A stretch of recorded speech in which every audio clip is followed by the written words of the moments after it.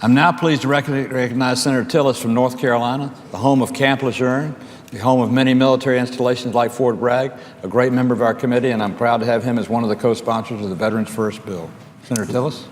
Mr. President. Senator from North Carolina.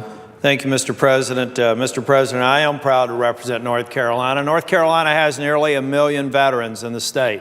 When you add to that the members of the armed services and active or reserve or National Guard, we're well over 1.2 million people. They too will become veterans someday. We need to fix this so that the problems our veterans are experiencing today are not experienced by these brave men and women who are fighting for our freedom wherever we ask them to go. And Mr. President, I know you know a lot about VA accountability or lack of accountability with a failed hospital project in your great state of Colorado.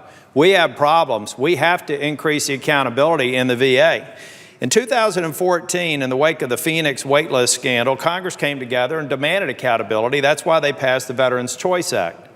When the President signed the bill into law, he stated, and I quote, "If you engage in unethical practice, if you cover up a serious problem, you should be fired, period. It shouldn't be that difficult." Now we're hearing just recently that apparently in consultation with the President, Attorney General Lynch and the Justice Department have decided not to defend the Veterans Choice Act against a constitutional challenge from Sharon Hellman, the former director of the Phoenix VA, who sat on top of this scandal. And she was fired for a role denying veterans access. This same disgraced VA executive also pled guilty to hiding more than $50,000 in gifts from lobbyists. She embodies the very worst of the small percentage of people in the VA who need to be held to a high standard of accountability. And when you add insult to injury, the VA has decided it would no longer use its expedited removal authority to hold VA senior executives accountable. Because of these actions, we're now back to square one. It's as if the President did not even sign that bill. Now, I should have started at the beginning, though, and thank Senator Isaacson for his yeoman's work in support of veterans. He is a fantastic chairman of the Veterans Affairs Committee. He brings people together. That's why the Veterans First Act was unanimously supported in the committee. Bipartisan on steroids. Everybody thinks that this bill needs to go into law and that the VA needs to be held accountable. We need to pass the Veterans First Act. There's a number of things in this act that even go beyond accountability, and I know with the colloquy that other elements of this act will be brought up, but let me bring a few. One of them has to do with Opioid Safety Act.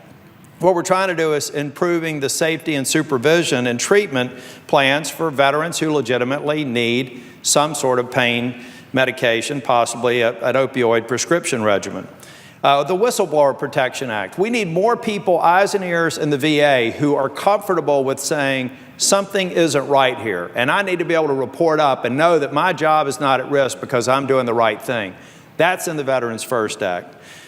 The other thing we need to do is get back to what we tried to accomplish in the 2014 bill. Fire people who are not doing their job. Fire people who are being unethical. Fire people who are not putting the veterans at the very top of the list. That's why the VA exists.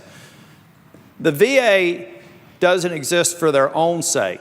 The VA exists for providing the care that the veterans deserve, and they should get it on a timely basis, and when there are no reasonable excuses for some of these wait times, and we find that it's the people that are causing the problem, then those people should be held accountable. The senior members should be held accountable. They should be able to be terminated without any sort of review, subject to the discretion of the Secretary of the VA. So, ladies and gentlemen, it is time for us to act on the Veterans First Act. It's time for us to get back to fulfilling a promise that this President made just a couple of years ago. It's time to put veterans first. And I want to thank all of my colleagues here. I want to thank my colleagues on the other side of the aisle who I know share this view. We need to get this bill out of the Senate, to the House, and to the President's desk with the promise this time that the President will stand with us and with the veterans to do what we need to do, and that's put veterans first. And I urge all of the members' support, and I appreciate again Senator Isaacson's work to get it to this point, but now we need to get it done. Thank you, Senator Isaacson. I yield the floor. The Senator from Georgia. I thank Senator Tillis for his dedicated work and great representation of the people of North Carolina and the veterans of America. And